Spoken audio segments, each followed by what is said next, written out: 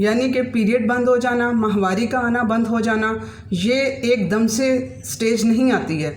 यानी कि ये आज आप लोगों का माहवारी बंद होने का सिस्टम शुरू हुआ है तो एक हफ्ते में, आने वाले 1 महीने में, 2 महीने में आप लोगों की माहवारी बंद हो गई है, ऐसा नहीं है।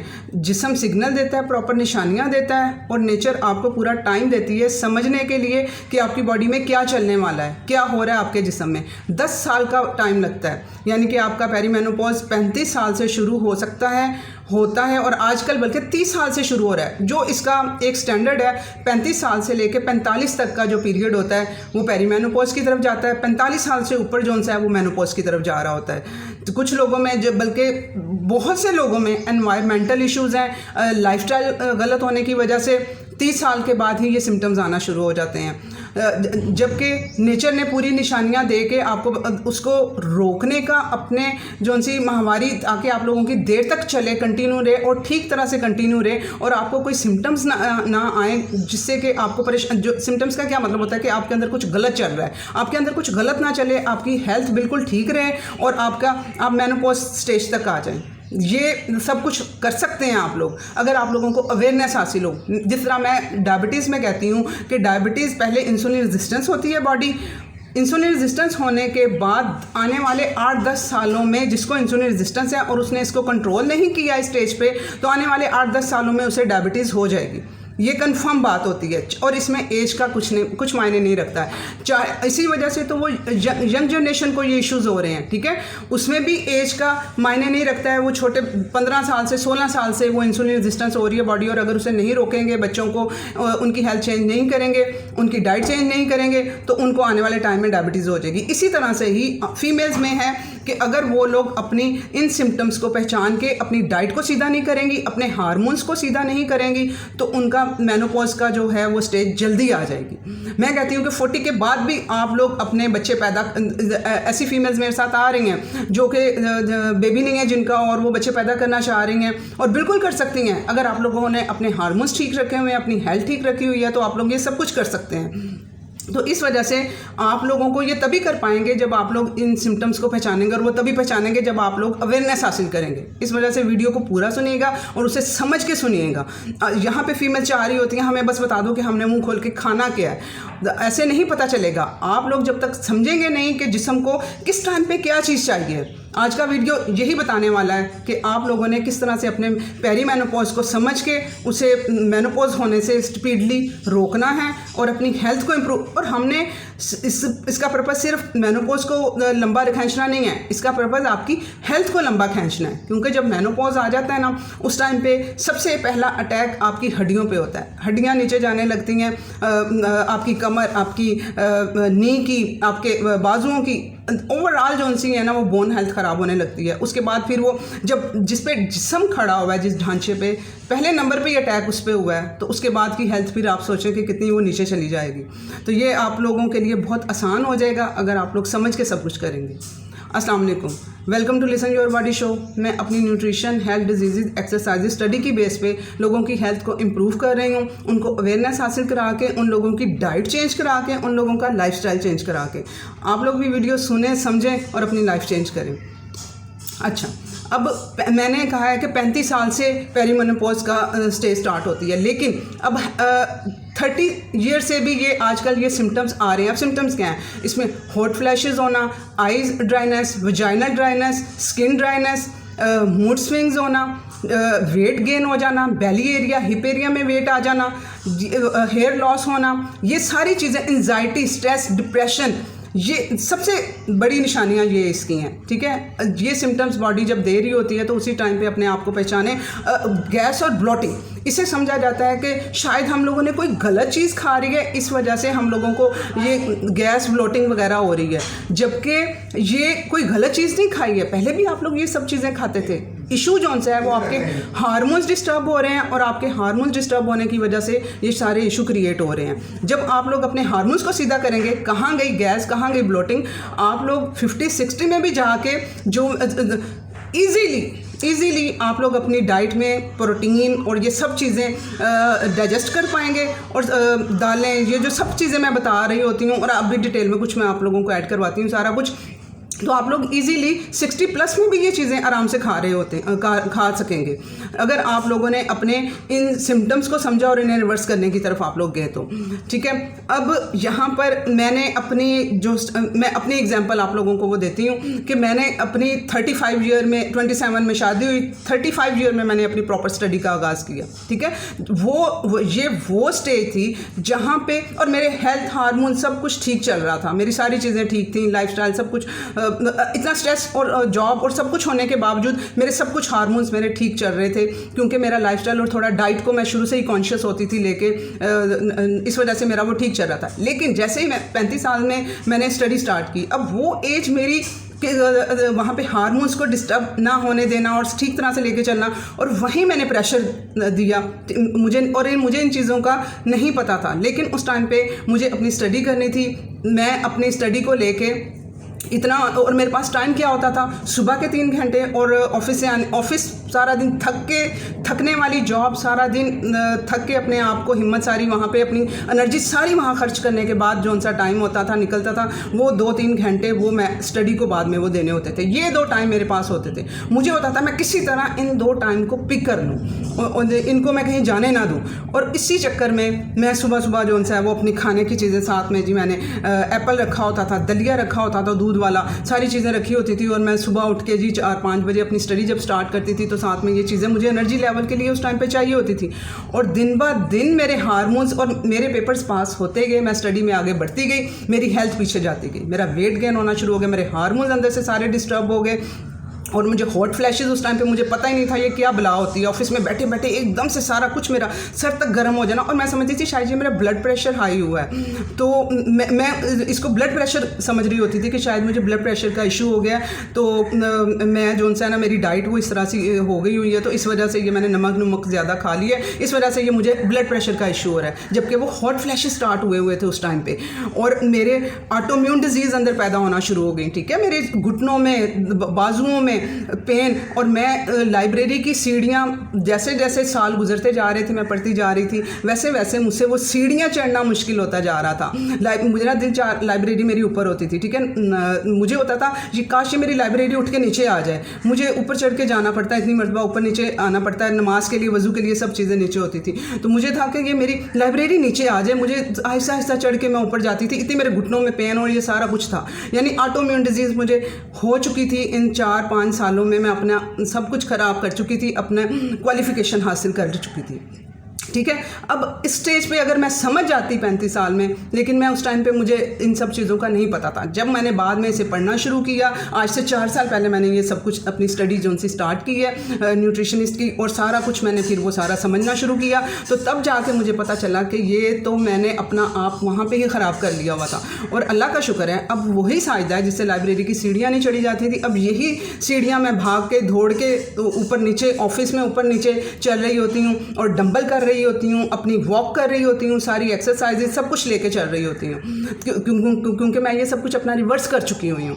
ठीक है, और ये सिर्फ डाइट के थ्रू आप लोग ये सब कुछ कर सकते हैं। आप लोगों के साथ भी जो इश्यूज़ हैं, आप लोग ये सब अपनी रिवर्स कर सकते हैं इन कंडीशंस को, और अपना सारी चीज़ों को, हेल्थ को अपग्रेड कर सकते हैं। ये मेरा बताने का मकसद सिर्फ यही था कि आप लोगों को कॉन्फिडेंस आ सके कि दवाइयों से ट्रीटमेंट नहीं है। जो हार्मोन रिप्लेसमेंट मेरे पास आती है कंसल्टेंसी के लिए, वो पूछ रही होती हैं कि हम लोग जो हार्मोन रिप्लेसमेंट जो ट्रीटमेंट है हम लोग वो करवा लें। आप लोगों को किसी ऐसे ट्रीटमेंट की ज़रूरत नहीं है, किसी महंगे अपना पैसा ख़राब करने की, बर्बाद करने की ज़रूरत नहीं है। आप लोगों को थोड़ी सी अंडरस्टैंडिंग की ज़रूरत है। ठीक है, अब इतनी बात होगी। अब सुने, 35 साल के बाद क्या होता है, सबसे पहला जो हार्मोन नीचे आता है वो है प्रोजेस्टेरोन। ठीक है, वो नीचे आने लगता है। एस्ट्रोजन जो सा होता है वो भी थोड़ा नीचे आता है, लेकिन प्रोजेस्टेरोन उसके मुकाबले में ज़्यादा नीचे आता है, तो फिर वो एस्ट्रोजन का बैलेंस ज़्यादा हो जाता है, तो वो इम्बैलेंस हो जाते हैं दोनों, तो वहाँ पे ख़राबी पैदा होना शुरू होती है। अब एस्ट्रोजन का जो है वो किस लिए नीचे आता है, तो वो उससे क्या इम्पैक्ट पड़ता है हमारे ऊपर। एस्ट्रोजन जो होता है वो जो हमारे गाबा जो हमारा है उसका प्रीकर्सर होता है, उसको जाके वो एक्टिवेट करवाता है। और गाबा क्या है, जो कि हमें काम डाउन करता है, जो हमें सेटिस्फाई करता है। ठीक है, इसी वजह से जैसे ही प्रोजेस्टेरोन का लेवल नीचे जाता है, एंजाइटी स्ट्रेस ऊपर आ जाता है। इसी वजह से स्ट्रेस, एंजाइटी, डिप्रेशन, ये सब चीज़ें, ब्रेन फॉग इसकी बहुत अच्छी एग्जांपल है कि आप लोगों को जो इसके सिम्टम्स आना जब शुरू होते हैं कि ब्रेन फॉग क्या होता है, सामने वाला बोल रहा है, आपसे बात कर रहा है, आप कोशिश भी कर रहे हैं समझने की, लेकिन आपको समझ नहीं आ रही है कि हो क्या रहा है, ठीक है। तो इस वजह से अब ये कीटो डाइट को लेके अब जो कीटो डॉक्टर्स बने हुए हैं और कीटो के बारे में बता रहे होते हैं, अब उन्होंने कीटो को ख़राब कर दिया है और लोगों की हेल्थ भी जो सी है ना वो स्ट्रिक्ट किस्म की, एग्रेसिव किस्म की कीटो करा रहे हैं कि जबकि मर्दों के लिए मैं अलग वीडियो उनके लिए भी बनाऊंगी, मर्दों के लिए भी सिर्फ कीटो नहीं है, उनको भी ओवर, क्योंकि उनको प्रोस्टेट के इश्यूज़ हो रहे हैं, ब्लीडिंग, ये वो सारी चीज़ें हो रही हैं कि वो बहुत एग्रेसिव कीटो की तरफ चले जाते हैं। आज मैं औरतों के लिए बात कर रही हूँ, ठीक है। अब औरतों का लाइफस्टाइल और सारी चीज़ें मर्दों के मुकाबले में बिल्कुल मुख्तलिफ हैं। उनका हेल्थ, उनका लाइफस्टाइल, वो नहीं कहेंगे कि हम उस जो डॉक्टर ने मेरे हस्बैंड का ट्रीटमेंट कर दिया है वही डॉक्टर मेरे लिए है, ऐसा नहीं है। उस औरत के लिए, औरतों के लिए वो डॉक्टर नहीं है जिसने मर्द को ट्रीटमेंट किया है, और क्योंकि औरतों के हार्मोन्स डिफरेंट हैं। आप लोगों को अब ये समझें, जब आप लोगों को आपका जो एवोल्यूशन पीरियड होता है, जिस दौरान बच्चादानी में एग्स वगैरह बन रहे होते हैं, उस दौरान पे एस्ट्रोजन लेवल पीक पे होता है, एस्ट्रोजन लेवल वहाँ पे ज़्यादा होता है। तो उस टाइम पे बल्कि जो जिनको प्रेगनेंसी नहीं हो रही है, जिनके इश्यूज़ आ रहे हैं, एक तो वो अपना इंसुलिन रेजिस्टेंस ठीक करें, वो बच्चियाँ जो 25-30 साल से भी एज की हैं और हम कह रही हैं कि हमारा बच्चा नहीं है और इस तरह से इतने साल हो गए शादी को, वो अपना सबसे पहले इंसुलिन रेजिस्टेंस अपनी ठीक करें। मेरे डायबिटीज़ वाली, इंसुलिन रेजिस्टेंस वाली वीडियो सुने, लाइफस्टाइल सारी चीज़ें सुने, इंसुलिन रेजिस्टेंस को नीचे लेके आएँ, उसे वो फिक्स करें। उसके बाद वो इन डेज़ में, ठीक है, अपना जो सेक्स का जो प्रोसीजर है वो अपने जो जब उनका पीरियड उनके ख़त्म हुए वहाँ से लेके जो 11वां और 15वां दिन होगा ना, इस दौरान वो अपना सेक्स पीरियड करेंगे। तो इस दौरान वो वहाँ पे जाके वो उनका बेबी बनने के वो चांसेस बहुत ज़्यादा हो जाते हैं। तो वो अपने इस चीज़ को वो करेंगे तो उनका कहीं जाने की ज़रूरत नहीं पड़ेगी, उनका ये फिक्स हो जाएगा ये इशू, ठीक है। तो अब उन दिनों में एस्ट्रोजन लेवल ज़्यादा होता है। अब ये पेरीमेनोपॉज वालों की बात करने लगी हूँ। अब उन दिनों में एस्ट्रोजन लेवल ज़्यादा होता है, वहाँ पर आप लोग अपने जो इश्यूज़ होते हैं, अपने जो स्ट्रेस लेवल होता है, अपने काम का लेवल होता है, वहाँ पे एस्ट्रोजन क्या करता है, आप लोगों को एनर्जी लेवल देता है। एस्ट्रोजन बहुत अच्छी चीज़ है जिसे हम लोग समझ रहे होते हैं कि एस्ट्रोजन ज़्यादा हो गया बॉडी में, उसे कम करना है। एस्ट्रोजन हमारे जिस्म को बिल्कुल चाहिए होता है, हमारी बॉडी में कोलेजन बनने के लिए, हमारी हड्डियों की हेल्थ के लिए, हमें एनर्जी लेवल के लिए एस्ट्रोजन चाहिए होता है। तो वो एस्ट्रोजन उन दिनों में वो उसका फ़ायदा हासिल करें। उन दिनों में उनके एनर्जी लेवल अप होंगे। उन दिनों में क्या करना है, एस्ट्रोजन को फास्टिंग बहुत पसंद है। अब आप लोगों ने अपने हार्मोन्स को कंट्रोल रखना है। यहाँ पर मैंने औरतें मुझसे पूछती हैं कि हमने तो एक वीडियो सुनी थी किसी दूसरी न्यूट्रिशंस की, उसने कहा कि आप लोग जो सा है ना वो फास्टिंग करें, फास्टिंग 17 घंटे की करें, 16 घंटे की करें, तो वो उससे आपके हार्मोन्स ठीक होंगे। अब उसको किस तरह की, किस टाइम पे करनी है, यही तो वो गलत चीज़ें चल रही हैं ना, जो कंप्लीट नहीं है नॉलेज। यहाँ पे क्या है कि आप लोगों को ये 16-17 घंटे की फास्टिंग करनी है अपने पीरियड से एक हफ्ता पहले तक, ठीक है। 1 डे से लेके, जब आपके पीरियड खत्म हुए हैं 1 डे से लेके 15 डेज तक आप लोगों ने फास्टिंग 16 से 17 घंटे वाली अच्छी फास्टिंग आप लोगों ने करनी है, क्योंकि इन डेज में आपका एस्ट्रोजन लेवल ज़्यादा होगा। एस्ट्रोजन को फास्टिंग पसंद है, वो ग्लूकोज लेवल उसे नीचे रखना पसंद है। एस्ट्रोजन आपका ऊपर जब जाएगा, जब आपका ग्लूकोज लेवल बैलेंस होगा, नीचे आएगा। तो वो अब कैसे नीचे आएगा, इंटरमिटेंट फास्टिंग से। आप लोगों ने इन डेज़ में करनी है इंटरमिटेंट फास्टिंग, और आप लोगों ने 16 घंटे तक भी जाना है, 17 घंटे तक भी जाना है, लेकिन सारा कुछ समझ के, डाइट को भी सारी चीज़ें लेके। तो आप लोगों ने इन डेज़ में अपनी फास्टिंग को फोकस करके अपने एस्ट्रोजन बैलेंस को काबू करना है। अगर आप लोग फास्टिंग नहीं करेंगे, आपका इंसुलिन लेवल बढ़ेगा, आपका एस्ट्रोजन भी डिस्टर्ब होगा, इंसुलिन लेवल भी आप लोगों का डिस्टर्ब कर देगा, अंदर ग्लूकोज, ये वो सारा ब्रेन फॉग, ये सारी चीज़ें, ग्लूकोज अंदर घूम रहा होगा, आपकी डायबिटीज़ भी हो रही होगी, सारे इश्यूज़ आप लोगों के चल रहे होंगे, और यही वजह ही ये बन रहा होता है ग्लूकोज, ठीक है। हम लोगों ने इस शुगर लेवल को कंट्रोल करना है, और इसके लिए आप लोगों ने फास्टिंग करके, अच्छी डाइट करके, good fat, good protein, carbohydrate एक लिमिटेड मिकदार तक, ये चीज़ें आप लोगों ने करके, इसे इम्प्लीमेंट करके, तो आप लोगों ने इन डेज से फ़ायदा उठाना है। और आप लोगों ने, अगर आप लोग मेरी तरह वर्किंग वूमेन है, आपकी लाइफ बहुत रशी वूमेन है कि बस गो गो गो, अब ये काम कर लो, अब ये कर लो, अब ये कर लो, इस तरह वाली लाइफ है, तो आप लोगों ने अपने जो काम है वो उन डेज़ के लिए कि जब आप लोगों का पीरियड शुरू होने से 5-6 दिन पहले से लेकर पीरियड तक आप लोगों अपने काम थोड़े हल्के रखें, तो आप इन डेज़ में अपने उन काम को निपटा लें। अगर वूमेन घर में औरतें रहने वाली हैं, तो आप लोग अपनी कुकिंग की चीज़ें आप लोग करके फ्रीज़ कर लें, लें शामी वगैरह बना के इस तरह से, ताकि वो 1-1.5 हफ्ता आपके लिए आसान हो जाए। क्योंकि उन डेज़ में जो है आपका प्रोजेस्टेरोन नीचे आना है और आप लोगों को वो लेवल एनर्जी का नहीं रहना जो यहाँ पे होगा। यहाँ पे बहुत एनर्जी, आप लोग ये चीज़ें फील करना शुरू करें। इन डेज़ में आपकी स्किन, आपको लगेगा कि आप अपनी स्किन को हाथ लगाएंगे, आपको लगेगा ये मोटी मोटी सी लग रही है, मुझे पहले से इसमें कोलेजन आ गया, क्योंकि एस्ट्रोजन आया ना, एस्ट्रोजन आएगा तो कोलेजन आएगा। जबकि प्रोजेस्टेरोन डाउन वाले डेज़ में आप लोग देखेंगे कि उन दिनों में एस्ट्रोजन लेवल भी कम होगा, तो आप लोगों की अपनी स्किन भी पतली पतली सी फील करेंगे, लटकी लटकी सी फील करेंगे, क्योंकि वहाँ पर एस्ट्रोजन लेवल कम है, प्रोजेस्टेरोन भी कम है वहाँ पर। तो इन चीज़ों का जब फील करना शुरू करेंगे, आप कहेंगे हाँ साजिदा ठीक कह रही थी, ये हम लोगों को ये इसी तरह से ही हो रहा है। ये चीज़ हो जाएगी। आप लोगों ने अब प्रोजेस्टेरोन, जब 5-6 दिन पहले मैंने कहा है कि प्रोजेस्टेरोन जो सा है ना वो हमें चाहिए होता है, वो लो हो रहा होता है। अब प्रोजेस्टेरोन को क्या पसंद है, उसे ग्लूकोज पसंद है, उसे शुगर लेवल पसंद है। तो आप लोगों ने अब उसे शुगर पसंद है तो आप लोगों ने ये नहीं करना कि चीनियाँ खाना शुरू कर देनी है, मीठी चीज़ें खाना शुरू कर देनी है। आप लोगों ने नेचुरल कार्ब्स की तरफ आना है, आपने कार्बोहाइड्रेट अपने बढ़ाने हैं। जहाँ पे डिफरेंस आ रहा है मर्द और औरत की फास्टिंग का, ठीक है, आप लोगों ने अपने कार्बोहाइड्रेट्स का लेवल बढ़ा देना है। और वो कौन से नेचुरल में क्या आ जाता है, शकरकंदी, आलू, उसके अलावा दालें, ठीक है। अब ग्लूकोज में जो सा है ना कन्वर्ट जाके प्रोटीन भी होती है, ये कम्प्लेक्स कार्ब्स भी होते हैं, ठीक है, होल ग्रेन वगैरह कम्प्लेक्स कार्ब्स को कहते हैं, होल ग्रेन वगैरह, ठीक है। उन जैसे दालें आ गई, ये कम्प्लेक्स कार्ब्स हैं, ये भी जाके ग्लूकोज में कन्वर्ट होते हैं। आप लोगों ने अपनी दालों को बढ़ाना है, प्रोटीन को बढ़ाना है, ये भी जाके किस में कन्वर्ट हो जाएंगे, जाके ग्लूकोज में कन्वर्ट होंगे और आपका प्रोजेस्टेरोन लेवल ऊपर जाएगा, ठीक है। ये एक तो चीज़ आप लोगों ने करनी है। उसके अलावा आप लोगों ने अपना स्ट्रेस और एंजाइटी को कंट्रोल करने की कोशिश करनी है। वो मेरा स्लीप वाला मैंने वीडियो किया हुआ है, उसमें पूरी डिटेल बताई हुई है कि किस तरह से आपने अपने स्लीप लेवल और स्ट्रेस लेवल का बहुत डायरेक्टली रिलेशनशिप है। आपने इन दोनों चीज़ों को कंट्रोल करना है। एक चीज़ कंट्रोल करेंगे ना, आप लोग अपनी स्लीप पे फोकस करेंगे, आपकी एंजाइटी स्ट्रेस खुद ब खुद ठीक होने लगेगा। आप देखेंगे कि वो हमारे काबू वो भी आने लगा है, हमारी स्लीप भी काबू आने लगी। उस पर थोड़ी सी एफर्ट आप लोगों को करनी पड़ेगी। वो मेरा स्लीप वीडियो में मैंने पूरी डिटेल बताई है कि किस तरह से आप गुड स्लीप की तरफ जा सकते हैं और किस टाइमिंग क्या है, सब कुछ मैंने उसमें बताया। वो आप लोग वो चलें।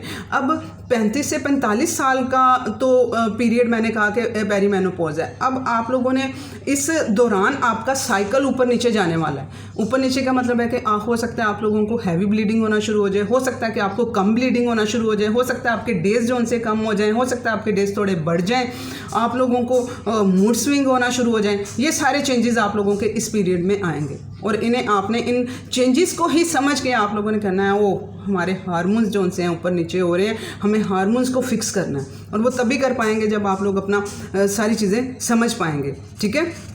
तो अब आप लोगों ने अब ये नहीं कि आप लोग अब अपने मैंने ये खुली छुट्टी नहीं आप लोगों को मिल गई कि आप बहुत कार्बोहाइड्रेट, नेचुरल कार्बोहाइड्रेट्स भी एक लिमिट मिकदार में आप लोग, जैसे फ़र्ज़ करें आप लोगों एस्ट्रोजन डेज़ में भी आप लोग इंटरमिटेंट फास्टिंग कर रहे हैं, तो आप लोगों ने इंटरमिटेंट फास्टिंग से जो अपना फास्ट जो ईटिंग विंडो पे आना है ना, उसमें आप लोगों ने पहले गुड फैट रखने हैं, नंबर 2 पे प्रोटीन रखनी है, नंबर 3 पे कार्बोहाइड्रेट, और वो भी कोशिश करनी है नेचुरल कार्बोहाइड्रेट, यानी फ्रूट्स वगैरह आ गए, उसमें फ्रूट्स आप लोग बिल्कुल खा सकते हैं, ठीक है, लेकिन एज अ स्वीट डिश आप लोग खाएंगे। पहले आप अपना फैट, गुड फैट, प्रोटीन, उसके बाद आप लोग अपने कार्बोहाइड्रेट्स में अपने राइस, रोटी जो भी आप लोग मील में लेंगे, मेन मील में लेंगे, उसमें आप लोगों ने फ्रूट को जो सा है ना ऐड करना शुरू करेंगे। ये आपके प्री प्रोबायोटिक पे जोर देना है। अब प्रोबायोटिक क्या है हमारे पास पाकिस्तान में जो हमें अवेलेबल है, वो हमारे पास दही आ जाता है और अचार आ जाते हैं, ठीक है। अब जो सलादों की तरफ जा रहे होते हैं प्रीबायोटिक के लिए भी, और उनको फर्मेंट करके सब्जियों को,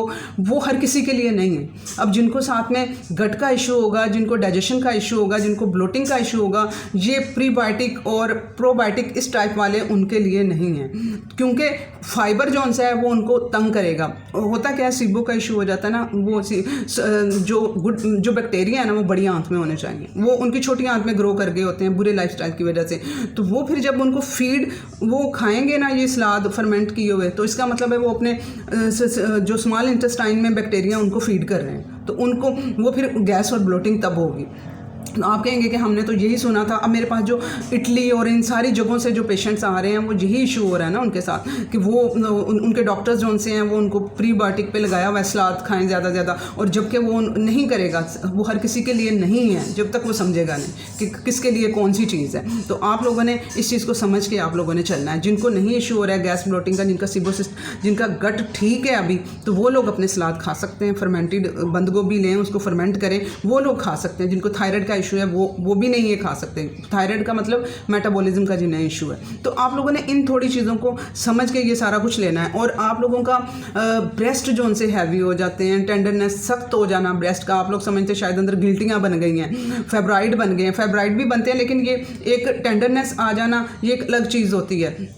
ये भी निशानी है प्रोजेस्ट्रॉन जब नीचे गया हो, ठीक है, उसमें आप लोगों को अंदर फाइब्रोइड नहीं बने हैं, आप लोगों का प्रोजेस्ट्रॉन लेवल नीचे गया है, उसकी वजह से टेंडरनेस आ गई है, सख्ती आ गई है आपके ब्रेस्ट में। तो जैसे ही आप अपने प्रोजेस्ट्रॉन को ऊपर लेके आएंगे वो सख्ती भी आपकी वो काम डाउन हो जाएगी। आप देखेंगे कि कुछ भी नहीं आपने किया और आपके वो पेन भी खत्म होगी और हैवीनेस भी खत्म हो गई है। एक तो फाइटोएस्ट्रोजन आप लोगों ने खाने हैं, जो गंदे वाला एस्ट्रोजन बढ़ जाता है ना, तो तब भी जो सा है ब्रेस्ट हैवी हो जाते हैं। तो आप लोगों ने उसके लिए फाइटोएस्ट्रोजन के लिए आप लोगों ने अलसी यूज़ करनी है, तिल यूज़ करना है। अलसी का आप लोगों ने ज़्यादा यूज़ करना है, उसे भिगो के आप लोगों ने यूज़ करना है। बेशक भिगो के साबुत को बगैर भुने हुए आप लोगों ने साबुत को ही भिगोना है रात सारी, और उसे आप लोगों ने बेशक ग्राइंड करके कर लें, बेशक आप उसे वैसे ही दही में डाल के वैसे खा लें या वैसे ही चम्मच से खा लें, ये आपकी चॉइस है, ग्राइंड करके। और इसके अलावा आप लोग अनारदाने को, प्रोजेस्ट्रॉन को बढ़ाने के लिए सूखा अनारदाना वो आप लोग लेंगे, उससे भी आपका प्रोजेस्ट्रॉन लेवल ऊपर आएगा, ठीक है। और ये अब सारे चीज़ें हैं जो आप लोगों ने, और इस पर अभी और बहुत सी वीडियोज़ आने वाली हैं, आप लोगों ने सारी चीज़ें अंडरस्टैंड करनी है कि हम लोग कहाँ पे। आज का वीडियो प्रोजेस्ट्रॉन को समझने के लिए, कि इसके मेनोपॉज और पेरीमेनोपॉज के इसको समझने के लिए कि कितना टाइम हमें लगेगा अगर ये सिम्टम्स आ रहे हैं, तो इतने बाद हमने मेनोपॉज हम लोगों को हो जाना है। तो अगर हम लोग अभी इसको करेंगे तो हमारा लंबा चल सकता है मेनोपॉज, ठीक है। ये पीरियड्स आना एक नेमत है, हमारे जिस्म से कचरा सारा निकल रहा होता है। तो आप लोगों ने ये सारी चीज़ें समझ के अपनी डाइट को चेंज करके चलना है, ना कि आप लोगों ने मेडिसिन के थ्रू इसको ठीक करना है। प्लीज़ इसे शेयर करें, बहुत से लोगों को ज़रूरत है। अल्लाह हाफ़िज़।